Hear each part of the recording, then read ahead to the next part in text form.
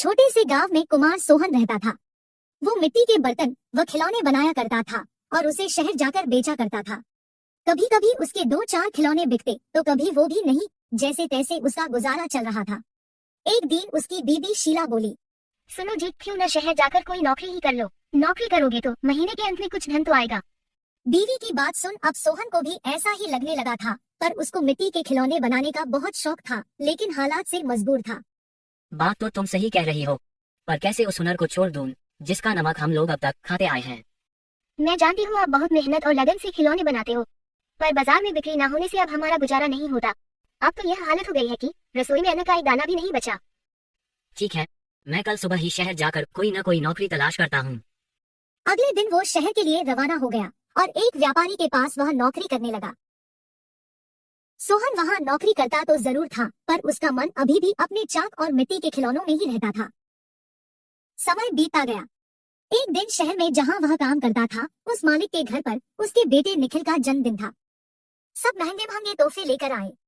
सोहन ने सोचा, क्यों ना मैं मिट्टी का खिलौना बनाऊं और बच्चे के लिए लेकर जाऊं। वैसे भी हम गरीबों का तोहफा कौन देखता है। यह सोचकर वह मिट्टी का खिलौना बनाया और बनाकर जन्मदिन पर ले गया। जब दावत खत्म हुई तो निखिल की नजर उस मिट्टी के खिलौने पर पड़ी। उसे वो हाथ में उठा लिया और खुश होकर और भी बच्चों को दिखाने लगा। खिलौना सभी बच्चों को बहुत पसंद आया और जिद करने लगे कि उनको भी वैसा ही खिलौना चाहिए।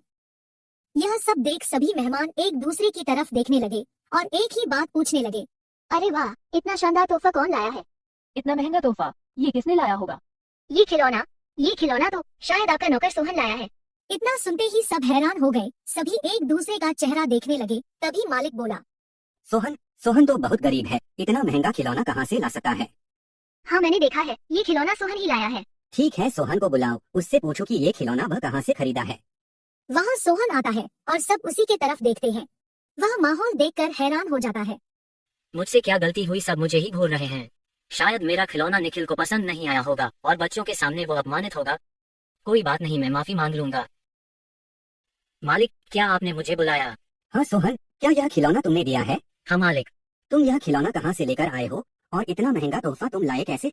इतना सुन सोहन मन ही मन खुश होता है और मुस्कुराते हुए बोलता है, माफ कीजिएगा मालिक, ये कोई महंगा तोहफा नहीं है, यह मैंने खुद बनाया है। गांव में यही खिलौना बनाकर मैं अपने परिवार का गुजारा करता था, लेकिन इससे अब घर नहीं चलता, इसलिए आपके यहाँ नौकरी करने आया हूँ। अरे वाह, तुम क्या अभी है खिलौना बना सकते हो? और सभी बच्चे को तुम्हारा खिलौना बहुत पसंद आया है, इन्हें भी ऐसा ही खिलौना चाहिए। सोहन खुश होकर बोला, हाँ मालिक, बिल्कुल बना सकता हूँ। जब कल मैं आऊंगा तो खिलौना बना कर लेते आऊंगा। अगले दिन सोहन ने शानदार रंग बिरंगे खिलौने बना कर दिए। यह देख मालिक ने सोचा, क्यों ना मैं खिलौने का भी व्यापार करूं। वह अपने बीवी से बोला, सुनीता, सोहन खिलौना बहुत अच्छा बनाता है, उसे खिलौना बनवाकर शहर में उसका भी व्यापार कर लें। उसे सोहन को उसके मनपसंद का काम भी मिल जाएगा और उससे अच्छी तनख्वाह भी मिल जाएगी, साथ ही साथ एक मोटी रकम हम भी कमा लेंगे। ये तो अच्छा विचार है जी। यह सोच मालिक ने सोहन को खिलौना बनाने के काम पर लगा दिया और बदले में हर महीने अच्छी खासी तनख्वाह देने लगा और रहने को घर भी दिया। यह सब पाकर सोहन और उसका परिवार बहुत खुश हो गया और सोहन को उसके मनपसंद का काम भी मिल गया। दोनों हंसी खुशी रहने लगे।